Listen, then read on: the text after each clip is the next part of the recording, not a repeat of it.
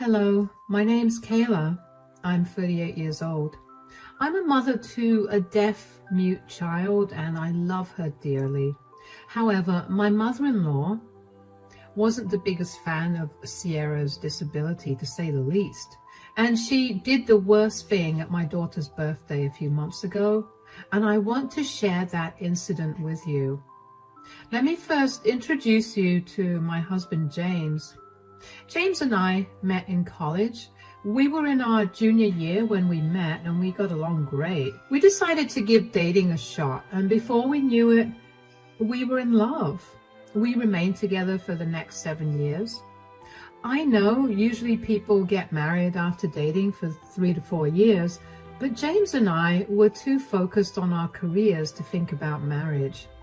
We wanted to be more than financially stable when we got married, so we could do all the things that marked a marriage, like buying a house and having kids. Anyway, it took us a long while to get that stability, and as soon as we were there, we got married. We closed in on a beautiful house, and after we settled in, we began trying for children. It took us quite a while, but eventually, I finally got pregnant. We were ecstatic, and even though I was on the scale for a risky pregnancy, James and I were hopeful that everything would be normal. I made sure to study up on what's best for a healthy baby and followed a very healthy lifestyle for 6 months of my pregnancy. It wasn't an easy pregnancy at all, though. I had a large number of issues crop up due to it, and I was at risk for diabetes as well. Every day was painful, but I powered through. But then one day my blood pressure spiked too high and I had to be induced into labor. If I hadn't been induced, my baby would have died, and James and I did not want that. However, things only went further sideways, so I was rushed into the operation room for an emergency C-section. I lost a lot of blood that day, almost died, but thankfully the doctors and nurses worked really hard to stabilize me. Since my daughter was born very prematurely, she had to be put in the NICU until she was healthy enough. Let me tell you, those were the hardest 3 months of my life. I cannot even begin to tell you how much of a nightmare it was to wake up every day wanting to hear the sound of my baby, but only waking up to a silent house. Thankfully, my daughter made it, and she was a healthy baby.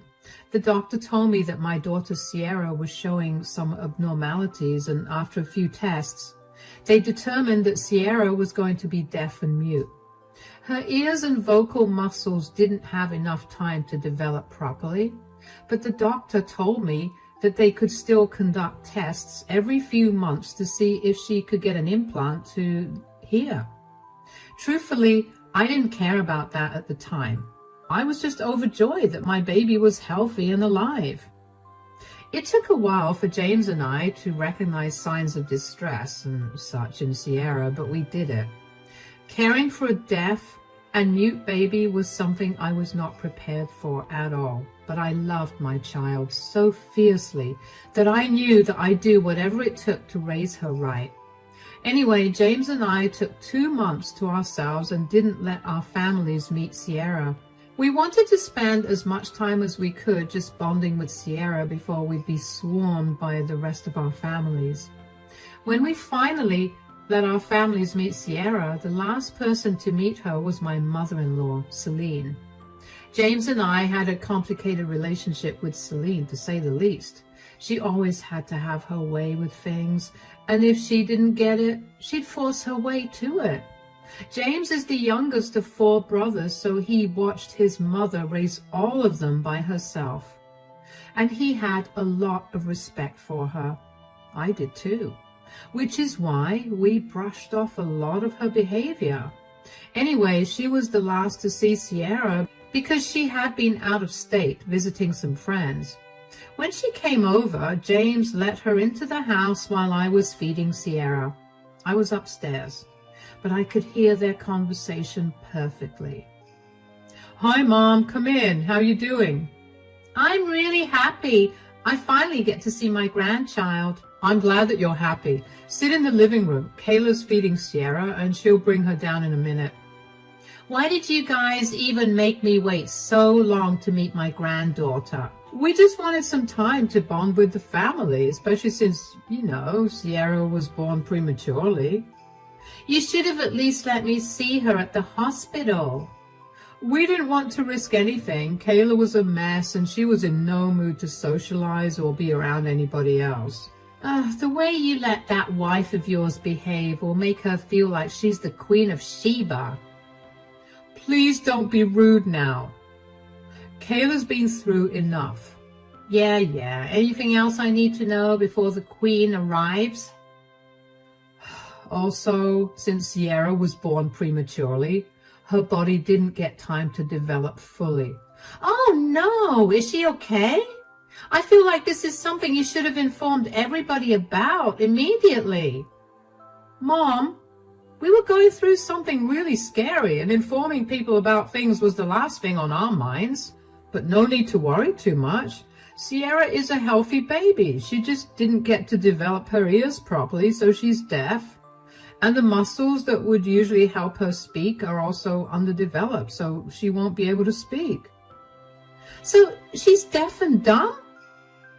Yeah, but you shouldn't call her dumb. She's mute. And you found this out right now, while she's still a baby? Yeah. Come on. You don't seriously believe that. The doctors just said all of that to get money out of you. Mom, please keep your opinions to yourself. Like I said, Kayla's been through a lot, and she doesn't want to hear your opinions. Be nice to her today, and just be grateful that you get to see Sierra. Fine. But don't expect me to remain silent about this for too long. Hi, Celine. Look who's here. Oh, there's my granddaughter. She's so cute. I heard everything that Celine had said, and let me tell you, I was not happy about it. She sounded so entitled and weird about Sierra's disability. I couldn't help but feel like she was going to be difficult to deal with in the future, and I was right. Over the next 3 years, Celine was an absolute pain. She wouldn't stop giving me her insights and opinions about Sierra's disability. She never insisted I did anything, and if I got even a little defensive, she'd tell me not to overreact because she was just giving me her opinions. Whenever I would tell James about it, he'd look defeated and tell me that Celine's behavior was her nature. He'd tell me that she was a traditional woman, so explaining these things to her was not going to change the way that she behaved because she would not accept the explanations. I get being a traditional person, but being traditional doesn't have to mean being ableist. Anyway, I would still bring Sierra around to spend time with Celine because not doing that would become a nightmare for James and me. One particular day, I was supposed to go over to Celine's place with Sierra after a doctor's visit. I ended up running a little late, and when I got there, Celine was standing at the front door looking irritated. Where were you guys? We're sorry we're late. We were at the doctor's. Doctor's? Is one of you sick? No, Sierra just had a checkup. Her doctor put her on some medication to see if she'd be able to strengthen her muscles that are used to talk. He was also checking on her ears to see if there was any way for her to get an implant. I thought I told you that this was all nonsense. Excuse me? Oh, so James didn't tell you. Look, Sierra is still a baby. There's no way a doctor is able to figure out that she's deaf and dumb just by looking at her. Give her body some time to develop, and then you'll see that you're worrying about nothing. Well, medicine has improved enough for doctors to be able to determine deafness in infancy itself. Sierra is very much deaf, and no amount of time is going to change that. Why are you so stuck up in your ways of thinking? How am I possibly being stuck up in my way of thinking? I'm trying to do what's best for my child. You clearly didn't do the best for her because you birthed her too early. Are you saying that my daughter's disability was my fault? I didn't say it, but since you're admitting it, I'm not admitting anything. I almost died giving birth to Sierra. Would you rather one of us not be alive? You think I don't feel bad that I robbed Sierra of a regular life? Don't twist my words. I don't care about what you feel. I just care about Sierra. You're wasting your money on useless doctors. That's money that you could be saving for her education. We're not wasting money on anything. We're simply doing our best to make her life as comfortable and accessible as possible. You're going to make her believe that she's deaf and dumb if you keep taking her to these doctors. And how do you know that the medicines they're giving you are not going to prolong her deafness and dumbness? You sound insane. Why in the world would her doctor do that? James and I are working hard to prepare Sierra for the world, and getting advice from doctors is one of the ways. You don't get to say anything about this or how we spend our money because you're not Sierra's parent. Denying Sierra's disability doesn't change the fact that Sierra is deaf and mute. Either drop it or I'm leaving with Sierra. Whatever. Are you at that time of the month? Is that why you aren't understanding what I'm saying? You know what? I'll leave. I expect those words out of some old-fashioned man, not my mother-in-law. Come back. Stop being so overly emotional. You can't keep my granddaughter away from me. I practically ran back to my car after that. I was seeing red. I couldn't believe that any of those words had left Celine's mouth. That was the first time Celine told me that I was a crappy parent, not as an opinion, but as a fact that she believed. Her blaming me for Sierra's disability made my heart hurt like crazy. I felt that guilt every single day, and her telling me that with a smirk on her face made me want to yell at her with every fiber in my body. I tried to calm myself on the way back home. I knew that I needed to get James to talk to his mother whether he liked it or not. If he didn't do it, I'd take matters into my own hands and he'd have to deal with it. When I got back home, James was in the kitchen preparing dinner. I sat Sierra down in the living room in her playpen and went over to him. Hi, honey. I thought you were spending the day with my mom. Yeah, I was supposed to, but I simply couldn't. Why? Did something happen? Yeah.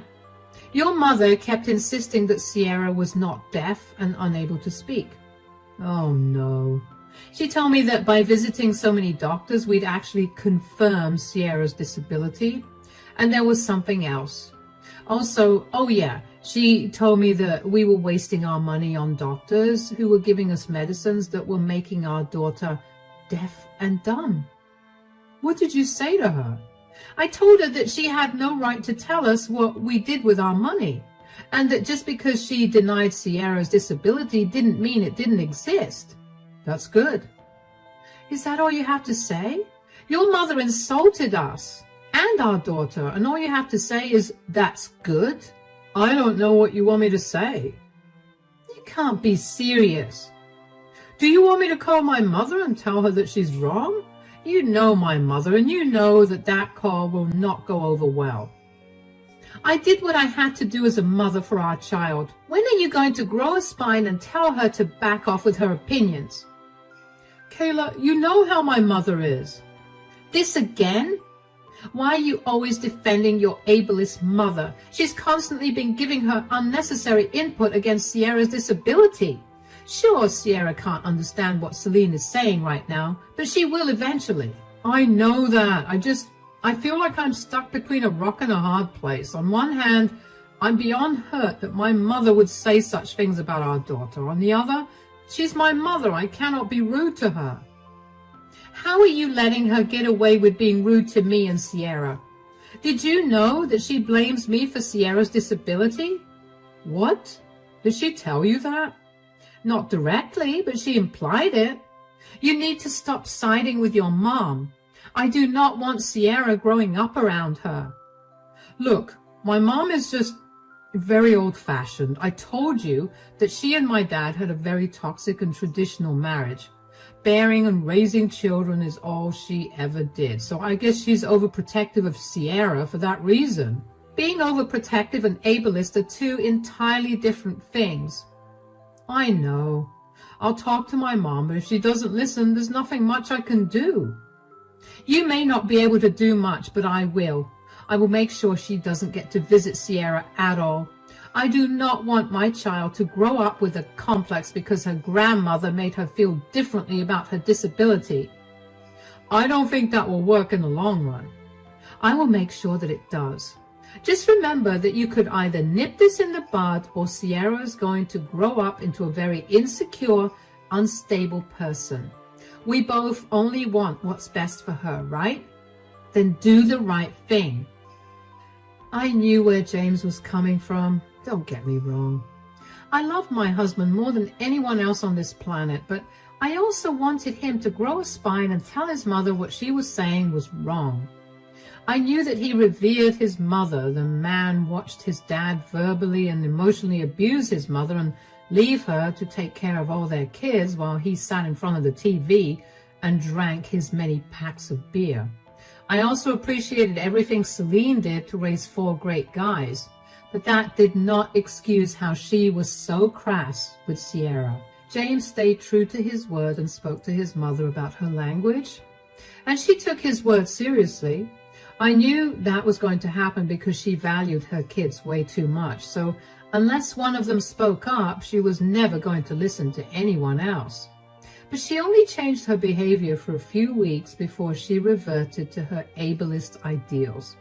She kept telling me that Sierra was not deaf or mute, and she would pressure Sierra to talk every time we left alone with Sierra for just a minute. Sierra always felt so distressed around Celine, so I began to make sure that she was never left alone for even a second with Celine.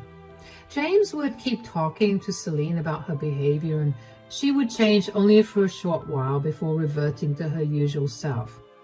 James never had the heart to let go of his mother, and even though I had an issue with it, I kept silent. I resorted to protecting my daughter in every way possible. This went on for years, and then when Sierra turned 10 years old, we decided to throw a big party for her.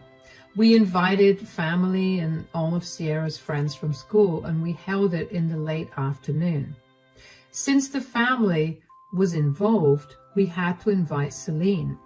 Thankfully, Celine was very well behaved during the party. She had James communicate with Sierra using sign language for a while, and from what I could see, Sierra seemed happy. After the party ended and everyone left, James went out to get our last present for Sierra.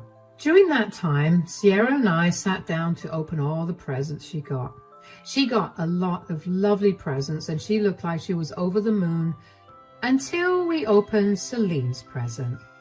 It was the most garish set of earphones I've ever seen, with an attached mic piece along with the book titled How to Improve Your Hearing for Dummies. Sierra immediately began crying, and I was beyond mad. I tried my best to calm Sierra down, but she could not stop crying. She threw away all her presents and ran to her room. She shut her eyes so that she wouldn't be able to see me sign, and kept crying. I called James as I was trying to calm her down because I could not manage my anger either. Hi, honey, is everything okay? No, you need to do something about your mother. I've kept silent for too long, but this is it. You need to do something. What are you talking about? What did she do? Do you know what she gifted Sierra? She gave her a pair of headphones and a book titled How to Improve Your Hearing for Dummies. What? Sierra won't stop crying, and she feels really bad. You know how long it took for her to come to terms with her being different from everyone else. This is beyond disgusting on your mother's part. I agree. I can't believe she would do such a thing. Really? Because she's constantly been tormenting Sierra, and every time I tried to stand up for her, you'd come in and tell me that your mother was too stuck in her ways to realize what she was doing wrong. I know. I'm so sorry for that. I should have nipped her behavior in the bud. I can't even get Sierra to calm down, James. It's like no matter what I try to say, it's not getting through to her.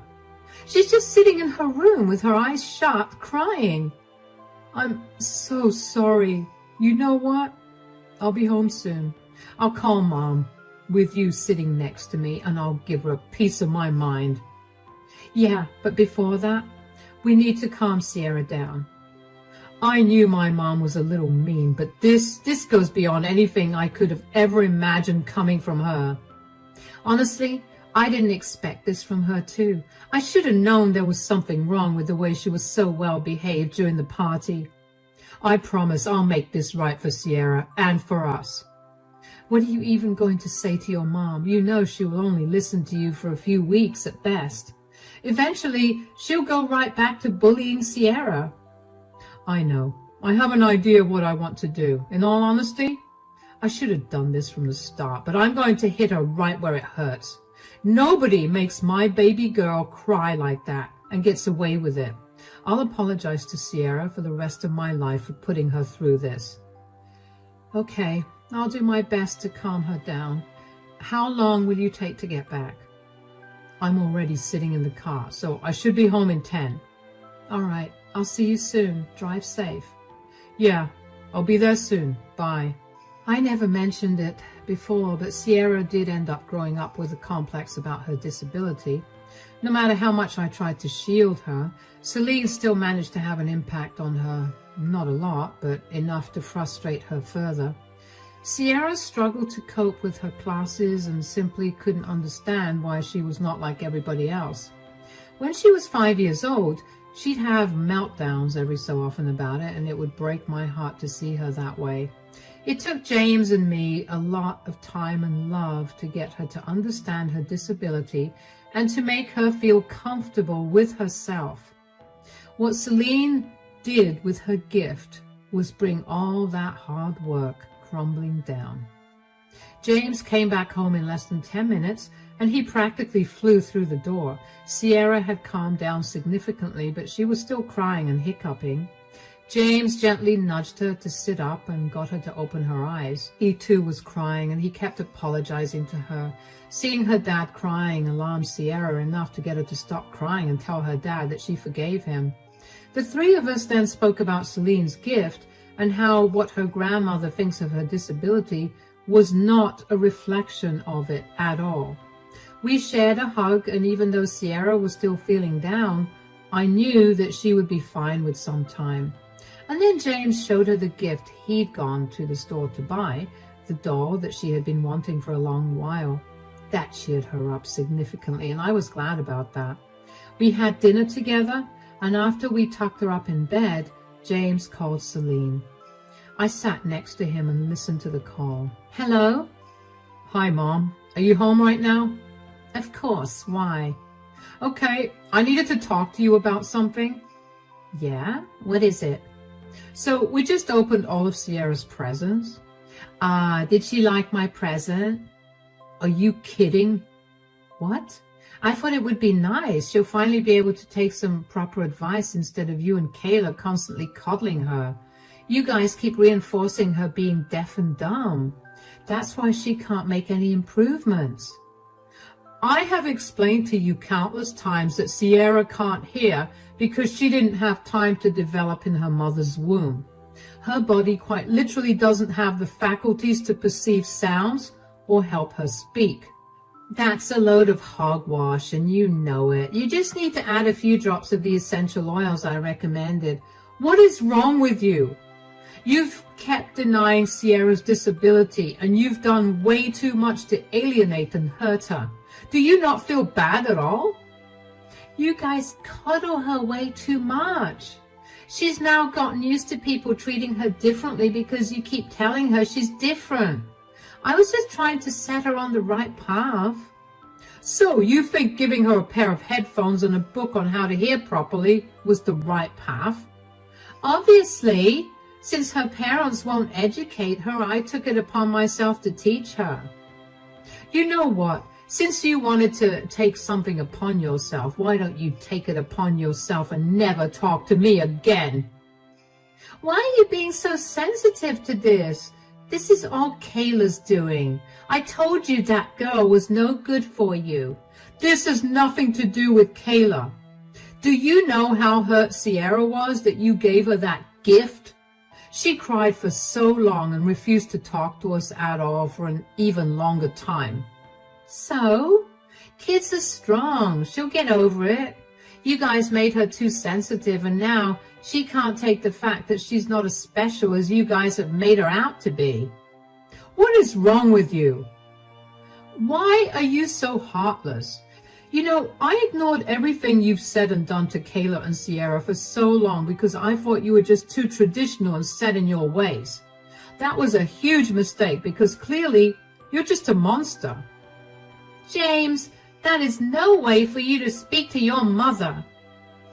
And giving crappy gifts to my daughter is no way to behave as a grandmother. I don't want anything to do with you anymore. Don't ever come back. I want you out of mine and my family's lives. If you ever try to come close to us, I will call the police on you. Are you serious? You can't seriously be overreacting over one gift that was supposed to be for your benefit. Do you really want to be stuck with a child that would remain with you forever because she believes she's disabled? Why wouldn't I want my child to remain with me? I love her with all my heart. And unlike you, I could never dream of kicking my child out as soon as they're adults. The very fact that you refuse to accept Sierra's disability even now is enough to tell me that you will always prioritize your values over your family. Never contact any of us again. James was red in the face from how angry he was. I was finally glad that James made the right decision. I could tell that this time he was being serious because I had never seen James this upset before. He had one of the most calm temperaments I've ever seen in a person, so to see him get mad meant that someone really messed up badly. And this time it was Celine, and rightfully so. Celine tried to call back as soon as James cut the call, but James declined the call and blocked her number. She then tried calling me, but I let the call ring out. I did not want to hear her voice because Lord knows I would have been a lot meaner than James was to her. I guess Celine realized that she was not going to get an answer from either one of us and left us alone for that night. But for the next few days, she would keep calling me until I was forced to block her as well. In hindsight, I should have known better that Celine would not leave us alone because after a month of no contact with her, we got served with a summons. Celine had decided that since we were not going to let her near us, she would file for visitation rights as a grandparent. James and I were furious about this, but we knew that if we beat her here, she would definitely have no way of contacting us. So we gathered all the evidence we could of Celine's disgusting attitude towards Sierra's disability. When the evidence was presented to the judge, it was decided that Celine would not get any visitation rights. Celine's face as she realized that she lost was something I couldn't help but remember because it was so funny. She looked like she'd been caught doing something she shouldn't have been doing. And honestly, that was a pretty accurate look on her face because she should not have messed with us. She then got a new number from which she kept spamming James and my phones with calls and texts to tell us what horrible people we were and how she was simply trying to protect Sierra from our evil ideologies. After that, James and I got a restraining order against her so that she was not allowed to contact us at all. And that was when I truly felt safe. As for Sierra, she's doing a lot better now. It took us a while to bring her back to her original self, but after a while of watching some very heartwarming videos of other families with deaf children and educational videos on what it is like to be deaf and mute, Sierra bounced right back to her old self. She's proud of who she is, and she's quickly forgotten about Celine as well. James and I are equally proud of Sierra, and we're definitely going to be a lot more careful about who we let our daughter be around. Thank you so much for sticking through and listening to my story. Remember to be kind to everyone, regardless of what they look like.